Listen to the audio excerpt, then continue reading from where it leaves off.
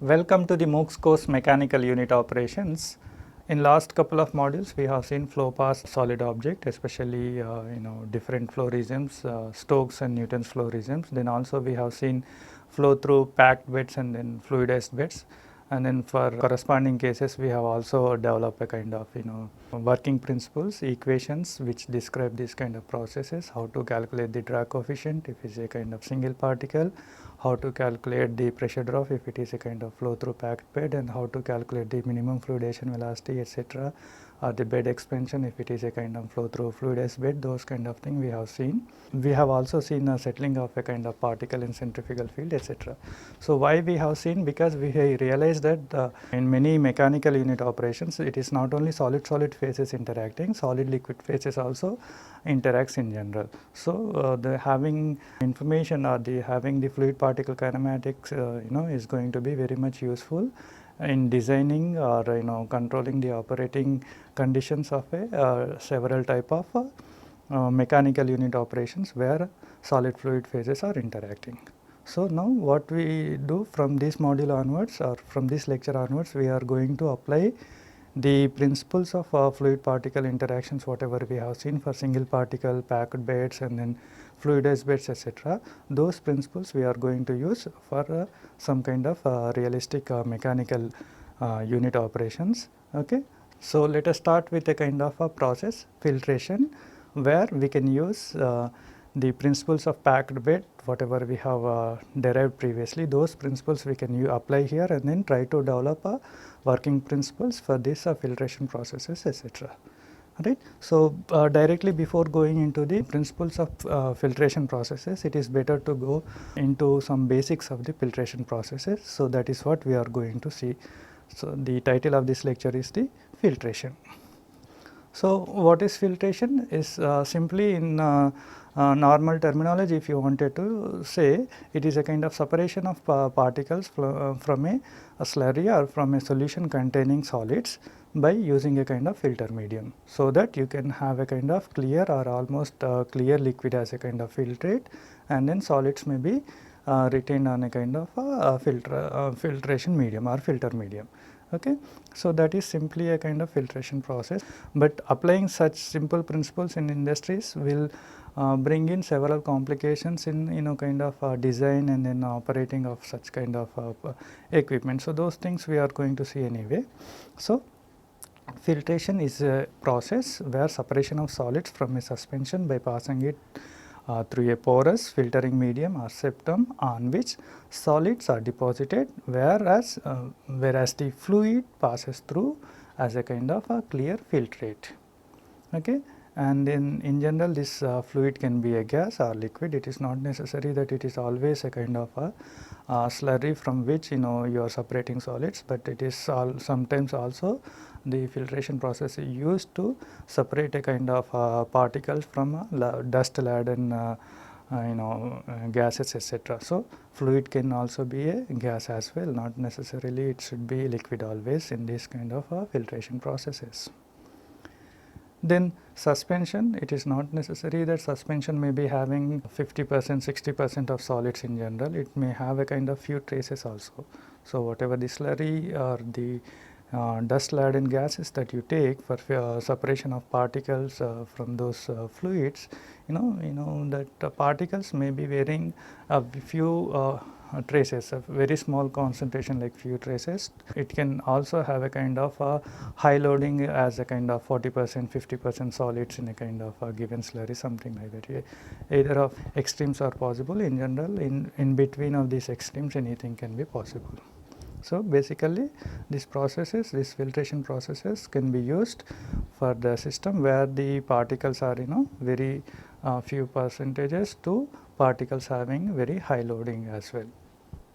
And then in general when you do the separation by using this filtration process, when you separate these slurry or dust laden gases into particles and then fluid as a separate, sometimes both clear fluid obtained and solids retained on a filter medium can be valuable products. Sometimes only one of them may be valuable product, another may not be valuable product. And then sometimes both of them may not be a kind of valuable product, something like wastewater disposal. So wastewater disposal from the industry, you cannot dispose as it is because of the pollution control. So what you do, you do that wastewater treatment and then try to separate the solids from the liquid, and then whatever the clear or almost clear liquid is there, that you can let it go, that you can discard separately, and then solids you can discard separately as per a kind of pollution control board regulation. As per the pollution control board regulations, then you can discard liquids and then solids separately if both of them are not a kind of useful products. Then filtration is in general is not as convenient as it looks like, simple separation of solids by using a filter medium, but in general it may come across several kind of inherent difficulties, because of which filtration may not be processing conveniently, or the efficiency of the process may not be sufficient enough.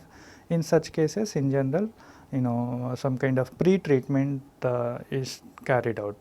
Pre-treatment, something like heating or recrystallizing of the slurry before separation, because sometimes what happens, if you have a kind of very fine particle in the slurry, so then they may be clogging the filter medium pores, and then that may be gradually forming a kind of impervious cake on the filter medium because of these fine particles, and then further filtration may not take place. So, but if you such kind of slurry, what you do, if you can recrystallize it, then these particles, finer particles may be form into a kind of bigger particles within the suspensions, like that, as we have seen a kind of one of the size enlargement processes. So that way, once the particles will become bigger size particles, then these particles may not form a kind of impervious cake kind of thing, and then filtration may not be, or rate of filtration may not be diminishing with time. So that is the reason maybe recrystallization should also be taken as a kind of a pre-treatment. Or sometimes what happens, you can add a kind of a filter aid. Filter aids are in a kind of two types. You can add some material, some kind of filter aids to the slurry before the separation, or you can have a kind of a layer or a pre-coating layer on the filter medium before you bring in the slurry for separation onto the filter medium. Right. So either of the way the filter medium filter aids are used. So adding a filter aid, etc., these kind of processes in general enhance the efficiency or the separation rate of the solids from the slurries by filtration. Right. Further, there are kind of different types of material to be separated in general, both particle size, shape, and then surface characteristics of the particles, etc. Those many inherent details are in general going to affect the filtration process. Sometimes the variety of wide range of operating conditions you may also be applying for a kind of filtration. So because of such reasons, many types of filters have been developed in the industry or in the literature, and then which are oftenly used in industries as well.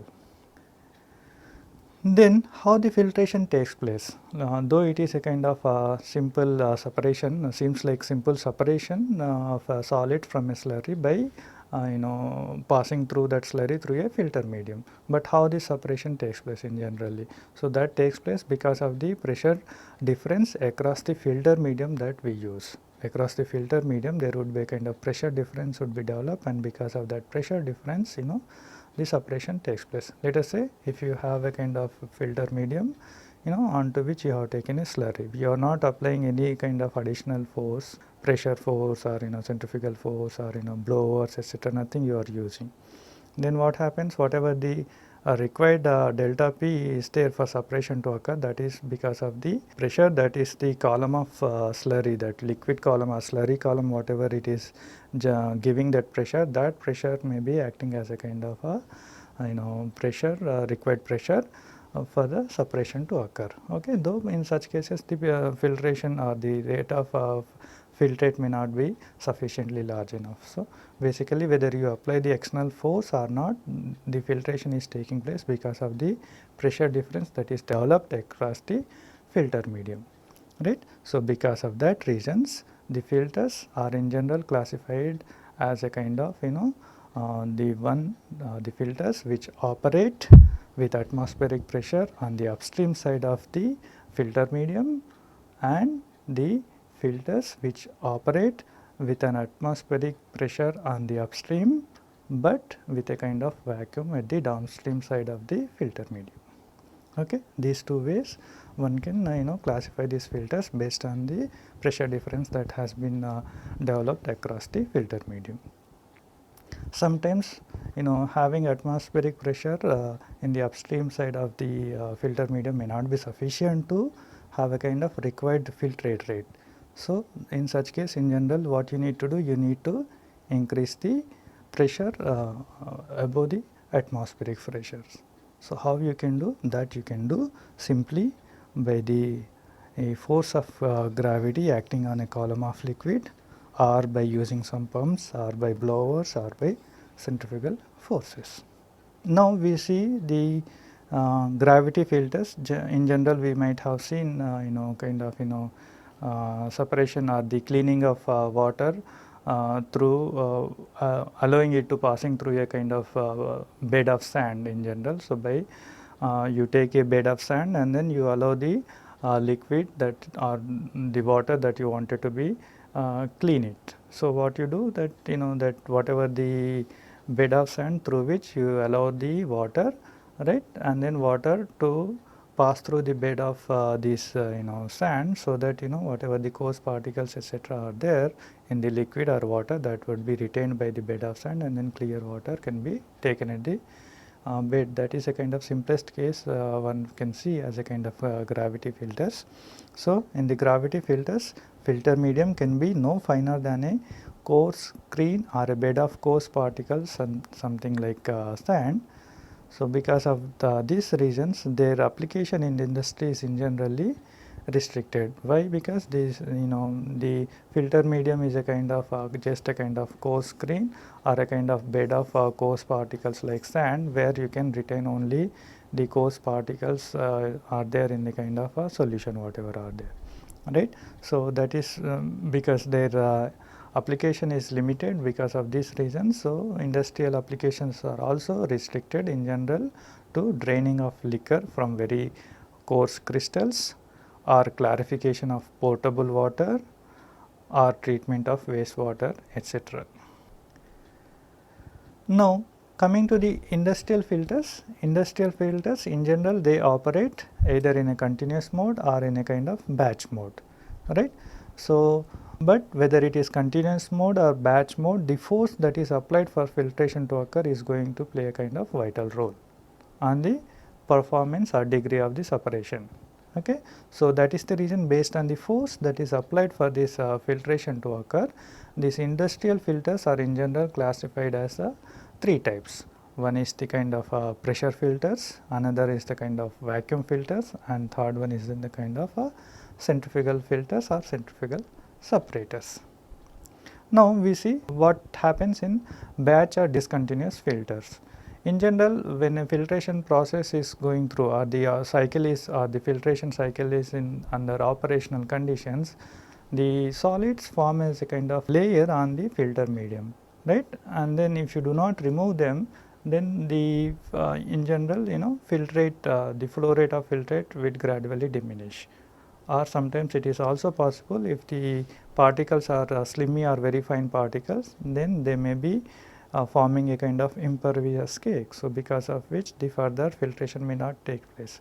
So, for that, this filtration cake has to be separated periodically, right.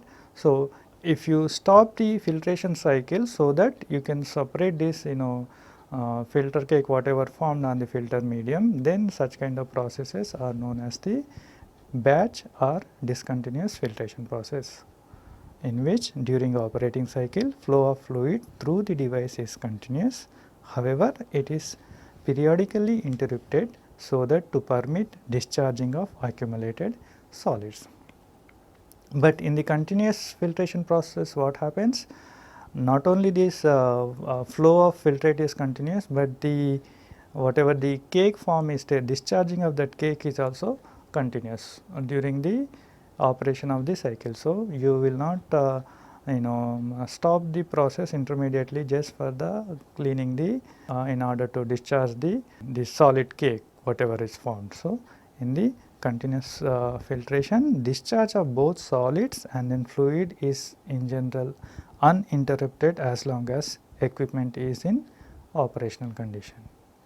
So, this is the simple difference between continuous and batch filtration processes, right. So, there are many filtration equipment are there which operate either batch wise or continuous wise. There are also some equipment which operate in both continuous as well as batch mode. So, under each of the above three types of filters, that is based on the force applied for separation to occur, that is we have the pressure filters, vacuum filters and centrifugal filters. There exist several designs of industrial filtration equipment which may operate in continuous or batch mode, right. However, the details of such equipment we are going to study in the subsequent lectures. We are not going to go through those industrial equipment right through, because before going into the details of filtration theory or principles of filtration and then industrial equipment used for the filtration, it is much more important to know some basics about the filtration mechanism, filtration aid or requirement of the filtration medium or filtration septum whatever used, what are the requirements, what are the kinds of filtration aids etc. are available. Those information, general information kind of things are kind of essential. So, first we go and see those details before going into the principles of filtration processes and equipment used for the filtration processes. So, now based on the filtration mechanism, the mechanism that has been used for filtration, these filters are in general classified into three types. Okay. One is the cake filters, another one is the clarifying filters and then third one is the cross flow filters. We see a few details of each of them right now and then we see the details of each of them in subsequent lectures. So, principles of cake filters and then principles of cross flow filters we are going to see later on, but at the end of this lecture we will be discussing principles of clarifying filters. So, what happens in cake filters? Cake filters in general relatively large amounts of solids as a cake of crystals or sludge are separated by cake filters, where schematically if you see you have a kind of filter medium here like this, which may be having a kind of porous structure, not necessarily a kind of linear or channel kind of porous structure as shown here, but there may be a kind of interconnections of porous structures may also possible. So, onto this filter medium, the slurry is allowed to through this filter medium, slurry is allowed to pass through in a kind of a direction normal to the filter surface. Normal to the filter surface, this slurry is allowed to pass through this filter medium. Okay, so that clear liquid or filtrate can be collected at the bottom. It may be clear or almost clear, not necessarily that it should be completely free from particles. There will definitely be a few particles in general, because these are used for large amounts of solids as a cake, crystals or sludge. Okay. So, whatever the particles, bigger particles are there or intermediate particles are there in the slurry, they will be forming a kind of a cake on the surface of this filter medium. So, that is the reason these filtration processes are in general known as the cake filters, right. So, if these cakes are removed from the filter medium by interrupting the process, then that process we can call it as a kind of batch process. But if you have a mechanism in your design such a way that this cake is also periodically or continuously removed as it is formed on the solid object by scraping it by a knife or something like that, then such kind of process is known as a continuous process, where the collection of filtrate as well as the discharging of solids are continuously taking place.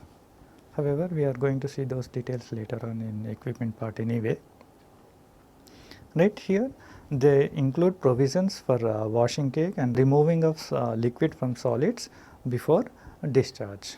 We see more details of cake filters later on, especially their working principles, etc., and then what kind of equipment that we have, industrial equipment we have which operate, where the cake formation is a kind of primary important thing. Those kind of things we are going to see in the subsequent lectures anyway. So the next one is the clarifying filters.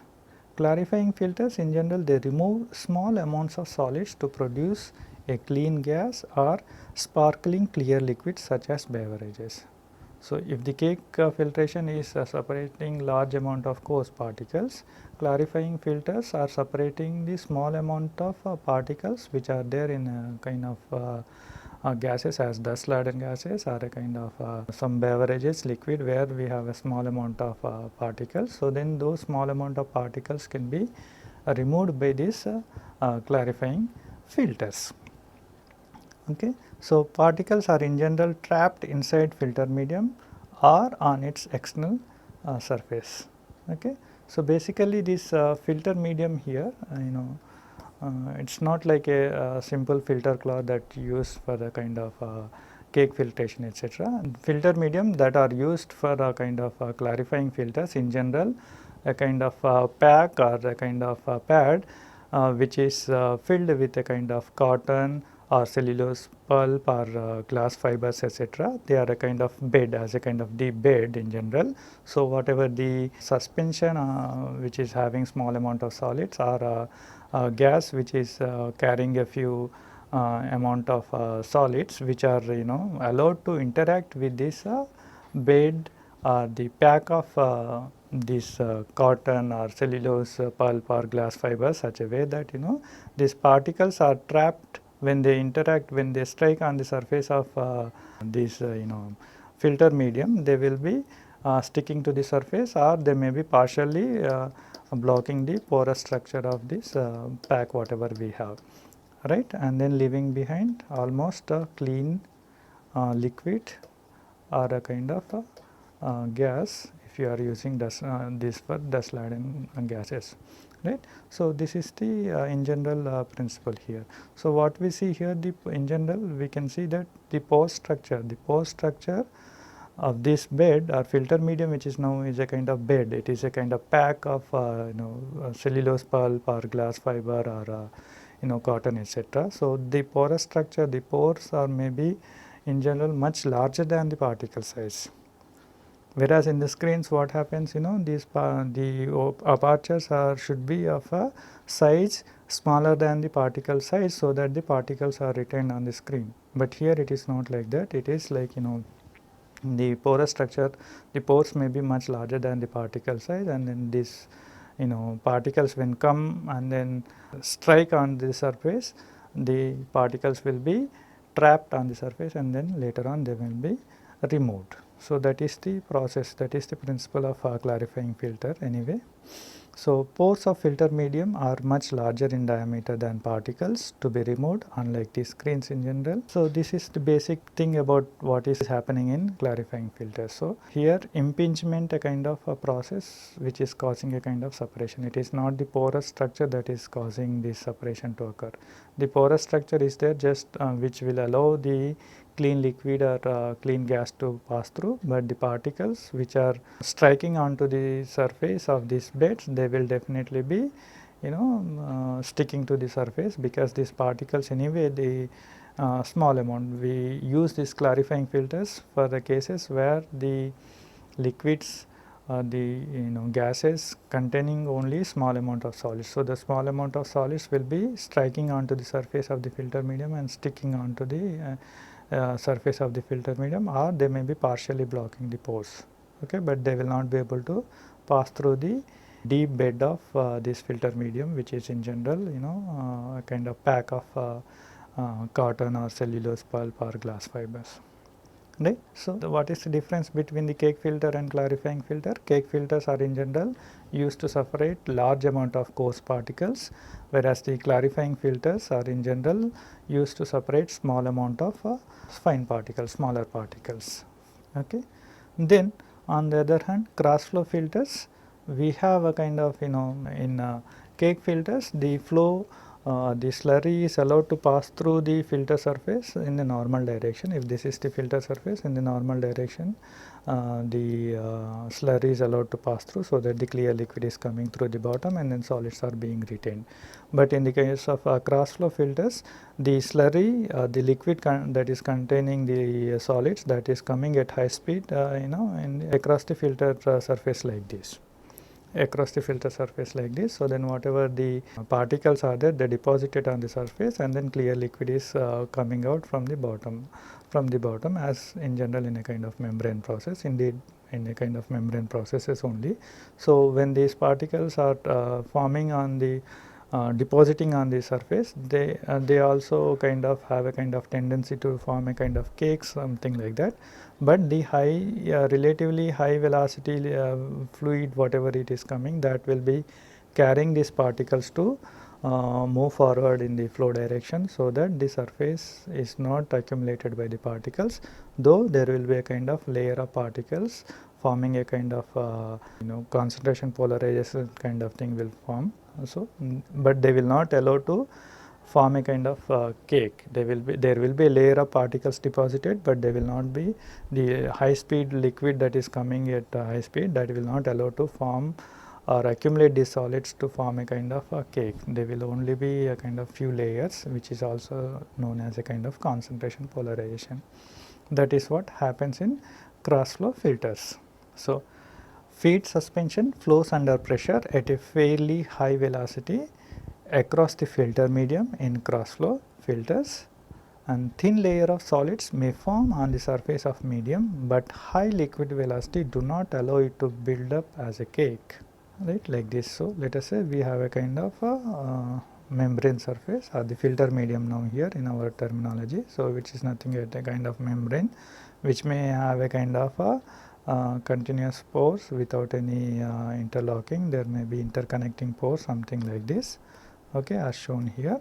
So, all kind of pores are possible in general in membrane surface.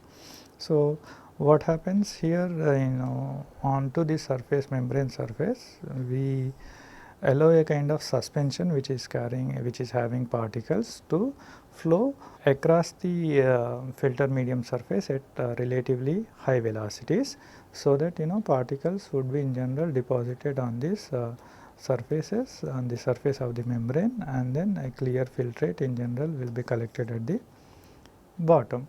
So, these particles, though they are depositing on the surface, the high speed of slurry or the liquid which are which is a kind of feed from which we are separating particles, that high speed will not allow this particle to form a kind of cake, etc. But though there will be a kind of a layer formation cannot be avoided in general, and thus such kind of layer of particles formed on the surface is known as a kind of a concentration polarization in membranes terminology anyway.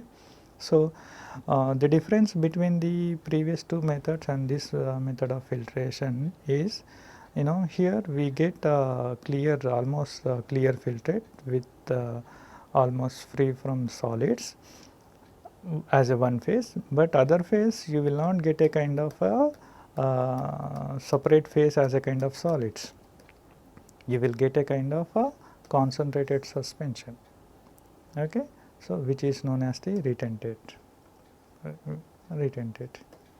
So, filtrate is also known as the permeate.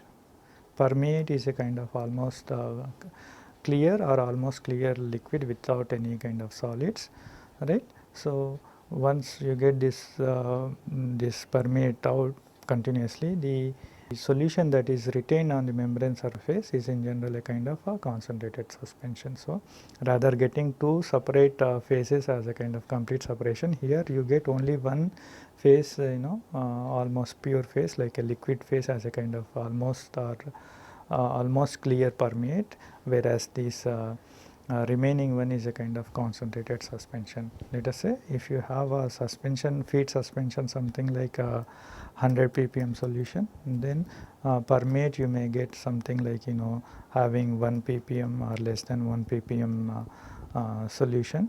So, whereas this retentate may be having a kind of 10 power 5 ppm or even higher ppm concentrated suspension you may get. okay. So which is known as the kind of retentate. So these numbers are just a kind of indicative, so that to explain, but not necessarily that they have a kind of real connection with the real situations, realistic problems. Okay, they now here we can see feed is 100 ppm and then retentate may be having 10 power 5 or even 10 power 10 ppm is also possible. It's not necessarily that, depending on the applications, whereas the filtrate or clear permeate, in general we try to have a kind of a liquid which is having almost no solids, that is less than 1 ppm or something like that. So these numbers are just to explain, not necessarily they represent the true picture of membrane suppression process in general. So what kind of membranes in general used for this cross flow filtration? In general they are ceramic, metal or polymeric membranes are used with pores small enough to exclude most of the suspended particles, right. So such kind of membranes are in general used as a kind of filter medium under cross flow filters, and then portion of liquid passes through medium as a clear or almost clear filtrate, leaving a more concentrated suspension as a retentate. Example, in ultrafiltration, whatever the membrane is there, that is ultrafilter, and then this ultrafilter is a cross flow unit consisting a membrane with extremely small openings used for separation and concentration of colloidal particles and large molecules. Then filter medium. What kind of filter medium one should use in general? For most of the industrial applications, a common filter medium is a kind of canvas cloth. But if the slurry is kind of corrosive, or the liquid which you are treating for separation of the solids from that liquid, if that is a kind of corrosive, then in general wooden cloth, metal cloth, glass cloth or paper cloths are used as a kind of filter medium for such kind of corrosive liquids. Sometimes you need a kind of a chemically resistant filter medium, right. So for a few applications, so then in such cases synthetic fabrics such as nylon, polypropylene or various types of polyesters can also be used as a kind of chemically resistant filters, right. Filtrate may first come through in general as a kind of turbid or cloudy liquid, but after initial stage, then we start getting almost a kind of clear filtrate. So what we do, this initial turbid or cloudy filtrate that we get, that we send back, then cloudy filtrate is returned to the slurry tank for refiltration. Okay. Then requirements of septum or filter medium that we are in a kind of very much essential in kind of filtration process. There should be some kind of minimum duties that septum or filter medium should do. What are those requirements that you are expecting that filter medium or septum to fulfill for a given filtration process? Basically the most important one is to retain solids, okay, retain solids to be filtered and provide acceptable clean filtrate. Acceptable clean filtrate, there are some kind of process where the volumetric flow rate of filtrate that is collected is in general very small, something like 10 power minus 3 meter cube per minute, something like that, such a kind of small filtrate. So if the filtrate volumetric flow rate is such small, so that operation cannot be a kind of a feasible at industrial scale in general. So because of that one, it is the filter medium or septum whatever we use, that not necessarily just retaining the solids, but they should also provide acceptable clear filtrate, and they should not plug or blind in general, otherwise filtration process may be disturbed. These septums should be chemically resistant and strong enough physically to withstand sometimes severe process conditions applied for a required separation processes. Sometimes you may be applying the pumps or blowers or centrifugal forces such a way that the delta P that is being generated, that may be in general very high, right. That is required for a given separation in general sometimes. Then whatever the septum that you take, that should be physically strong enough to withstand such kind of high pressures for filtration as well. Though very high pressures are not a kind of economically feasible anyway, and then should permit the cake form to discharge cleanly and completely, and should not be prohibitively expensive. They should not be very expensive, because if they are expensive, then overall process cost is going to increase anyway. So then filter aids, sometimes filtration process may be not happening or occurring to the expected level. So then one can use filter aids. These filter aids can be used in two ways. One is adding some kind of external inert material to the slurry before filtration. That is one process, and other process is adding or forming a pre-coat layer on the filter medium before the start of the filtration process. Okay, either of them are possible. So in general, very fine or slimy solids often form a dense impermeable cake that can quickly plug any filter medium that is fine enough to retain such fines, right. Under such conditions, feasible filtration of such solids require that porosity of cake be increased to permit passage of liquor at a reasonable rate. So how that can be done? That can be done by adding a filter aid, which is in general inert, to slurry before the start of filtration process. So some examples of such kind of filter aid are diatomaceous silica, such as diatomaceous silica, perlite, purified wood cellulose, or any other inert porous solid which can enhance the filtration rate. Subsequently, filter aid may be separated from the filter cake by dissolving the solids or by burning out the filter aid. If both solids and then filter aid are of no use, then both of them can be discarded together. You do not need to separate filter aid. If your solids are a kind of important product, then you have to separate the filter aid from the solids that are being retained. Okay. If the solids are not important for any kind of application further, if they are simply to be discarded, then both the filter aid and then solid can be discarded together. So other way of filter aid is forming a kind of pre-coating layer on a kind of filter medium. So depositing a layer of aid on the filter medium before filtration is an alternative way of applying a filter aid. Pre-coat layer is in general thin in a kind of batch process, but if the filtration process is a kind of a continuous process, then layer of pre-coat is thick and then gradually becomes thicker and thicker as the filtration process progresses. However, top of layer is continually scraped off by an advancing knife to expose a fresh filtering surface in continuous process, because in continuous process you cannot afford to stop the process for clearing this cake. So you have a kind of advancing knife to scrap off these solid cakes that are formed on the filter medium, so that to expose fresh filtering surface for further separation of slurry. Pre-coat layer prevent gelatinous solids from plugging the filter medium and give a clear filtrate almost. Pre-coat obviously is a kind of part of filter medium. It is not part of the cake. It is part of the filter medium, because this pre-coat we are giving onto the as a kind of coating onto the filter medium. Okay, so it is a part of filter medium rather than of the cake. So now washing of filter cakes. Washing of filter cakes is also kind of very much important, even if the solids are not important for application point of view, because of pollution control board regulation also. Sometimes this washing of cake is a kind of very much essential.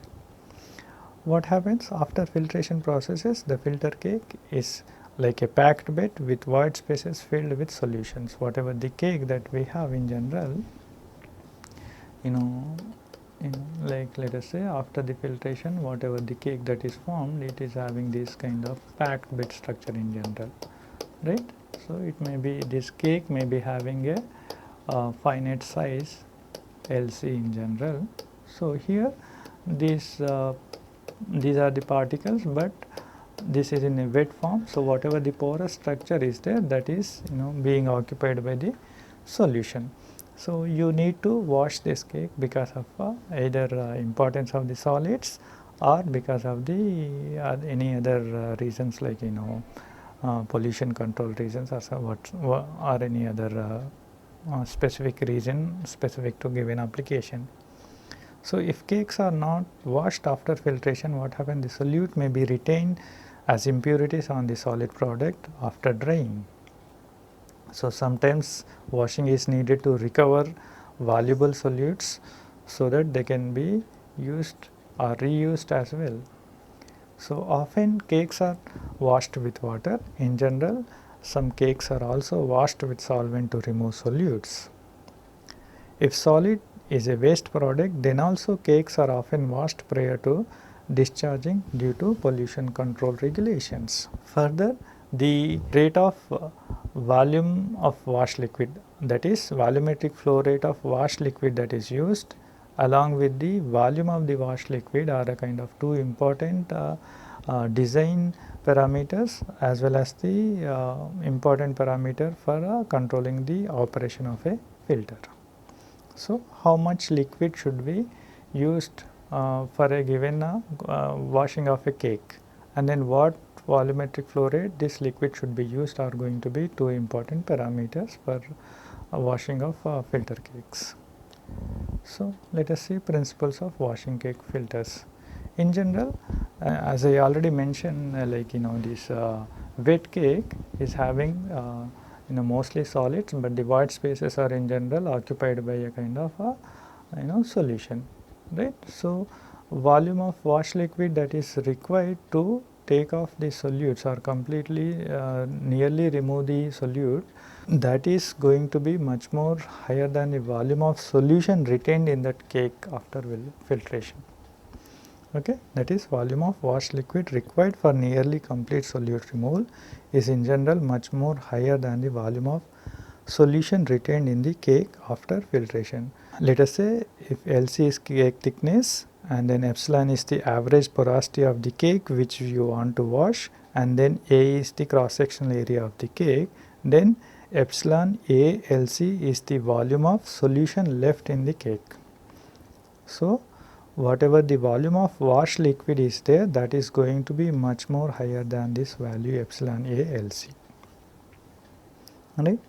So, during first part of washing, there are several stages in washing. So, first stage is known as the displacement wash, where the wash liquid passes through the bed and just pushing the solution ahead of it, and solute concentration in exit stream equals the initial concentration of solute in filtrate in general. Pictorially, if you see, let us say washing filter cake. So, effluent concentration with respect to time, if you see this initial period, this period A, from this A location to B location, whatever the concentration, you can see it is almost constant, and then it is almost constant and it is equals to whatever the initial concentration of solute in the filtrate.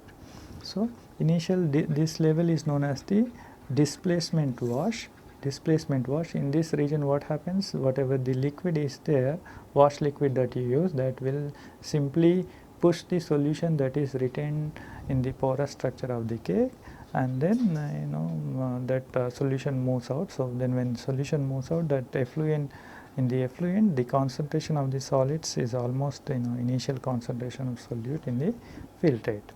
Once it is crossed here, so abruptly the concentration of the concentration in effluent, that abruptly drops to 0 almost like this.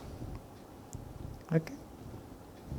So, displacement wash can remove most of the solute with a minimum volume of wash liquid if the bed had uniform size and ideal plug flow with no axial dispersion.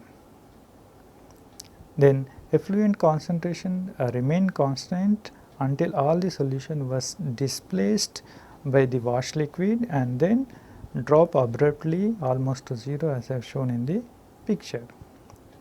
Right. Sometimes the void spaces in the cake are in pockets or in side channels where there is a little or no flow is occurring. So, removing the solution from there is in a kind of difficult. So, these still retain solute when the solution has been displaced from the main channels, because in those pockets or side channels there is little or no flow. So, it is not possible to remove them simply by displacement wash. Right. From the pockets, what happens, solute diffuses out into the main channels. Once what happens from these pockets, because of the concentration difference, once the wash liquid is displacing the solution that is present in the void spaces, right. So, whatever the solute that are there in the pockets or side channels, they will be finding a kind of a concentration difference. Their concentration is high in these pockets or in pocket channels, whereas their concentration is very less in the kind of main channels or main void spaces from where the solution has already been displaced with the wash liquid. So, there in the void spaces you have the wash liquid. Wash liquids are almost having no solutes. So, in the pockets, the side channels, whatever the solute are there, they experience a kind of concentration difference, and then because of that concentration difference, diffusion will start occurring, and because of the diffusion, those particles which are there in the pockets or in the side channels, they will come into the main channels, and then they will be carried away along with the wash liquids. Okay. From the pockets, solute diffuses into the main channels, and there is a rapid drop in effluent concentration because there is only a few particles remaining in the pockets and then side channels. This diffusion stage in general starts when around 70 to 75% of the solution in the cake has been displaced by the wash liquid just by the displacement stage. Additional hold up in pores and lower effective diffusivity prolong the diffusion stage for a bed of particles and require more wash volume for a given percentage of removal of solutes. So, from this point onwards, one should be very useful whether further washing cake is required or not, because from here it is going to take a more wash volume for a small percentage of removal of solutes, because majority of the solutes have already been removed. There are only a few solutes are there, right. So, one has to do a trade off such that the washing should not be going to be more costly compared to the value of the solutes that you are going to recover, right. So, washing should be stopped when the value of unrecovered solute is less than the cost of recovering it. Okay. So, this is about the principles of washing filter cakes. Now, we see a few things about clarifying filters. Clarifying filters, as I said, it is by a kind of impingement of particles on the filter medium, and then filter medium used for this clarifying filters are in general a kind of packed or pads which are filled with cotton, cellulose pulp or glass fibers, etc. They are kind of deep bed. Okay. So, when the slurry containing small amount solids or dust laden gases come and interact with this pad of glass fiber or cellulose, etc., the particles will stick onto the surface, and then the clean gas or liquid will pass through the filter medium. So, these particles may be separately removed later on anyway.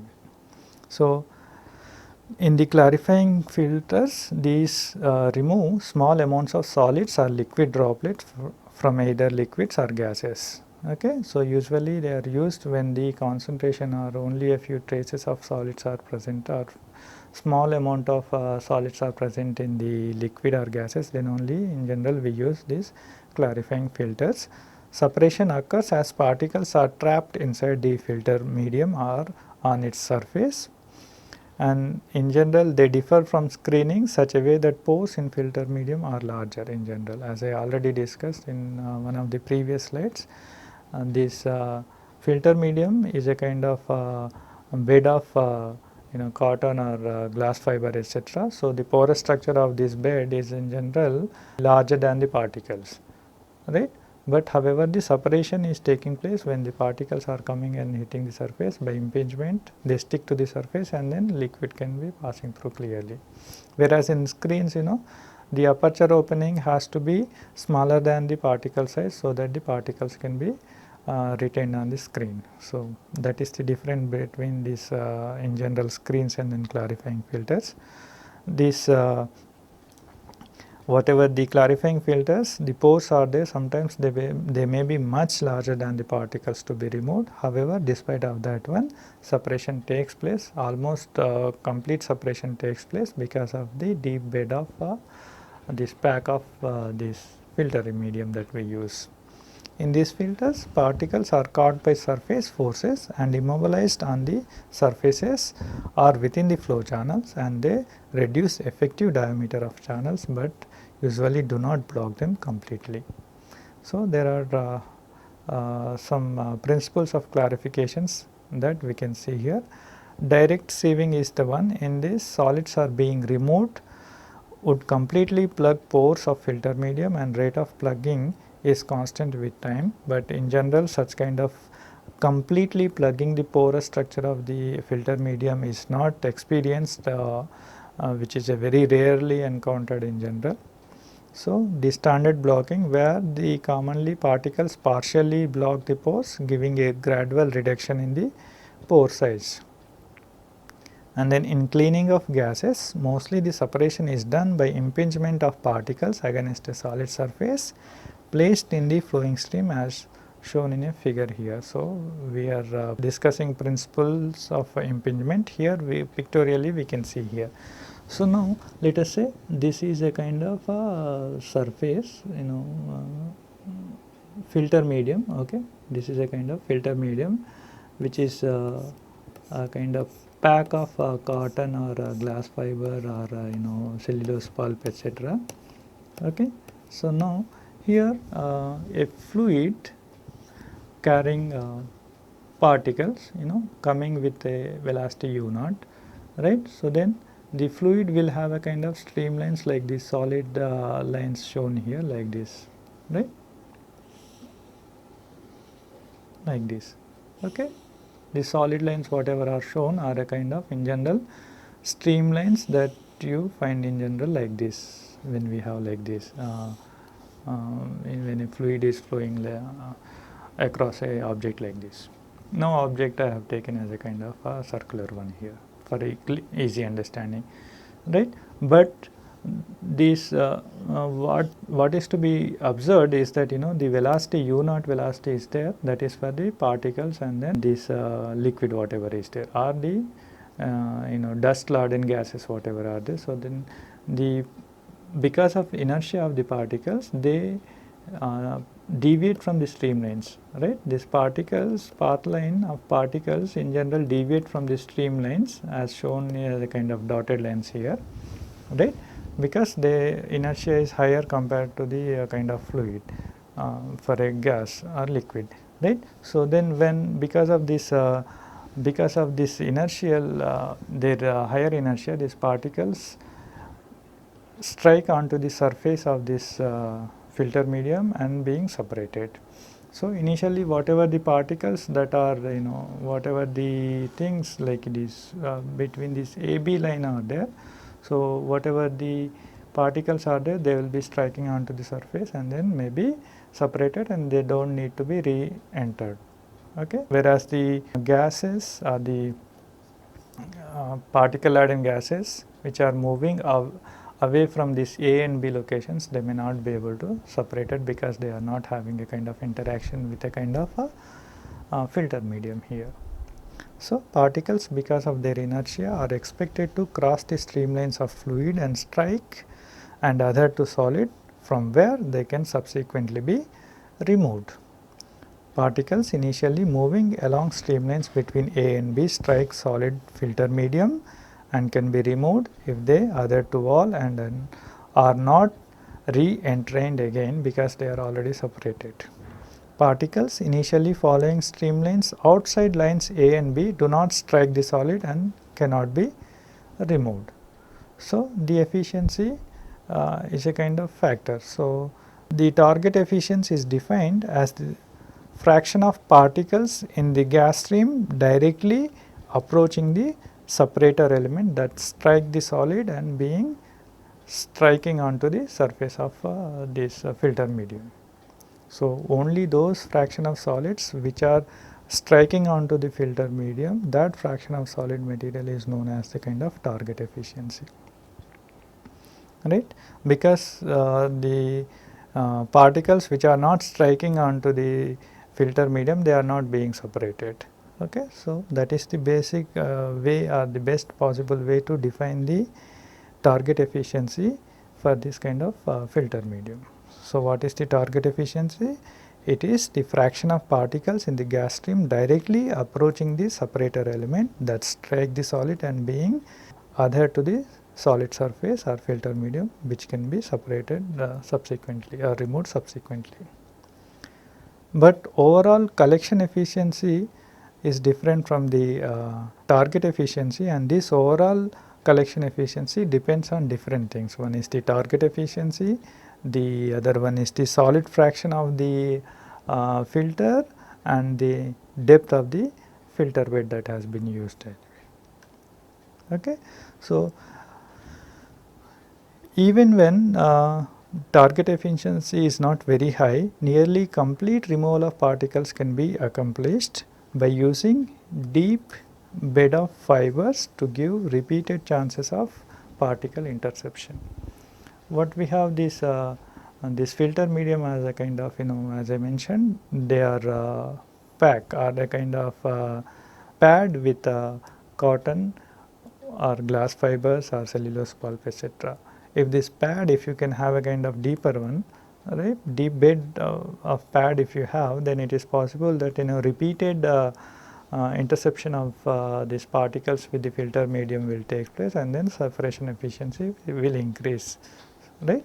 So, generally tiny droplets move across the streamlines by diffusion and are immobilized on the solid surfaces.